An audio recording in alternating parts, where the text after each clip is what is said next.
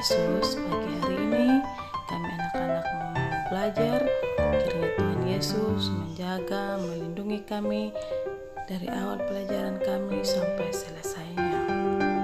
Tuhan Yesus berkati kami semua, biar ilmu yang kami dapat pada pagi hari ini boleh berguna bagi masa depan kami, agar kami semakin mendekatkan diri kepada Tuhan Yesus. Terima kasih Tuhan Yesus. Ini doa dan sembahyang kami, dalam nama Tuhan Yesus kami berdoa dan mengucap syukur kepada Bapa di surga. Haleluya, amin. Oke, baik anak-anak, pagi hari ini kita akan melanjutkan materi kita, yaitu tentang perbedaan kemahakuasaan manusia dengan Tuhan. Ayo anak-anak, pagi hari ini mari kita nonton video berikut ini. Ingat, dipahami. Nanti setelah anak-anak menonton video, ibu akan menjelaskan lagi lewat Zoom ya. Oke, sekarang anak-anak tugasnya nonton dulu video yang ibu share ini ya. Selamat menonton. Pendidikan Agama Kristen dan Budi Pekerti kelas 4. Tema Sungguh Allah Maha Hadir.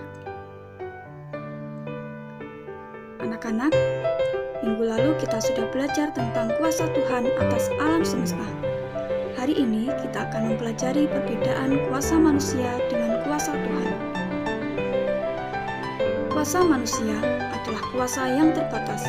Dalam bahasa Yunani disebut dunamis. Sedangkan kuasa Tuhan adalah kuasa yang tidak terbatas. Dalam bahasa Yunani disebut exousia.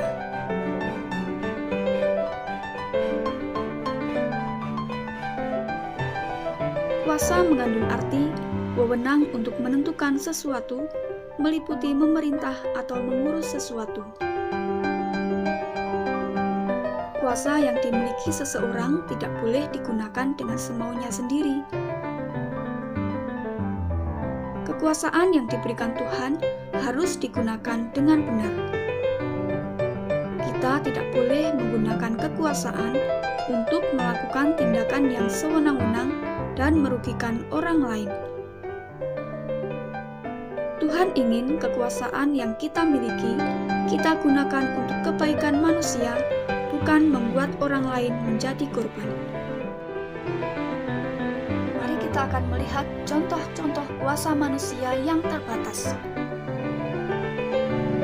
Contoh pertama, guru berkuasa membimbing dan memerintah murid-muridnya di sekolah, tapi di luar jam sekolah, guru tidak berkuasa atas murid-muridnya.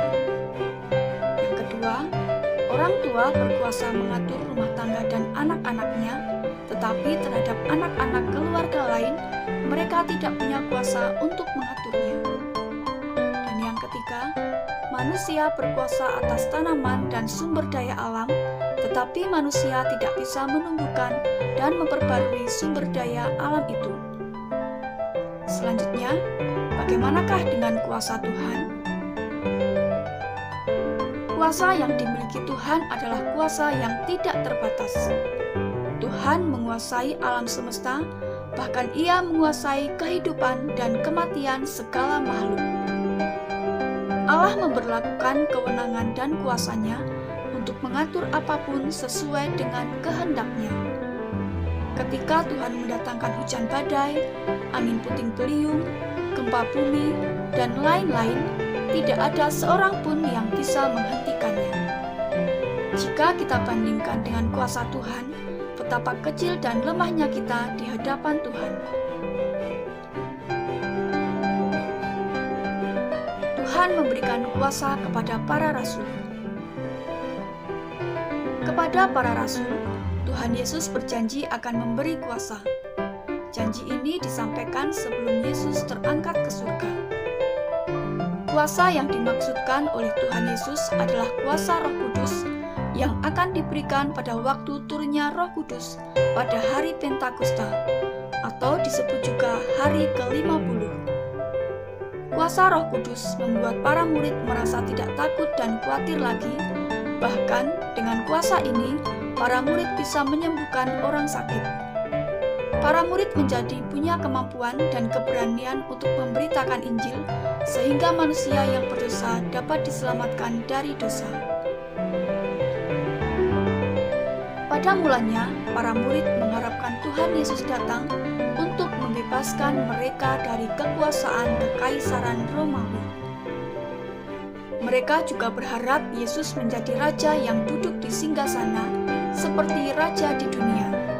Tetapi, Yesus lebih besar daripada raja dunia yang kekuasaannya akan berakhir. Kuasa Yesus tidak akan berakhir. Ia berkuasa selamanya untuk mengatur dan melakukan apapun sesuai kehendaknya.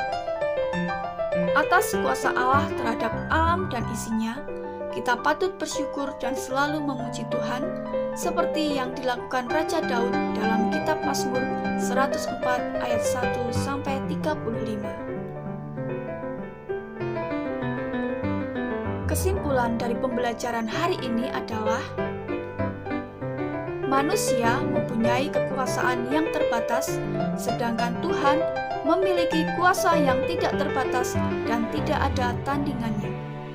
Kedua, kuasa yang kita miliki hendaknya digunakan untuk hal-hal yang baik. Dan yang ketiga, manusia tidak boleh sombong dengan kekuasaan yang dimilikinya, tetapi senantiasa rendah hati, karena dibandingkan dengan kuasa Tuhan, kita adalah makhluk yang